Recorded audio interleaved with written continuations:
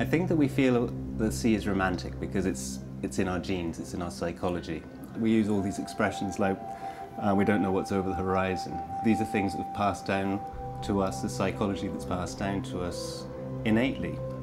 When you leave land, and it must have been extraordinary when the first people did this, they decided that instead of hugging the shore, they would sail directly out away from land, and at some point they would have looked back and realized that there's no land in sight.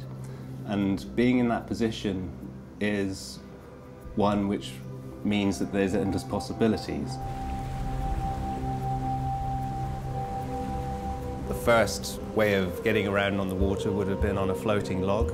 People would have carved implements to be able to propel themselves through the water, and eventually they got to the ability to dig out logs and create dugout canoes like this one.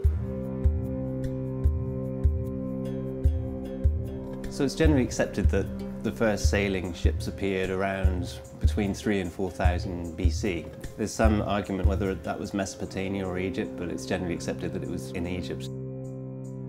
The sail really didn't change much over the next few hundred years, and sailing was the way to get goods around for up until the 19th century. Canada grew really accidentally because it was the early explorers like Vancouver, like Cook, who didn't see any use for beaver furs until they then transported them to China, where they had huge value. So the fur trade really sparked the influx of business people who arrived on the coast to trade with the natives.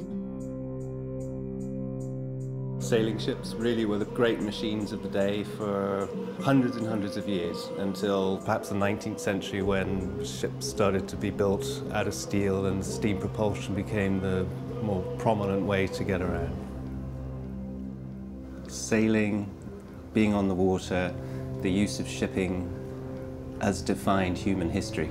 Without the ability to travel from one place to another on the water, we would not have developed any kind of culture or interculture.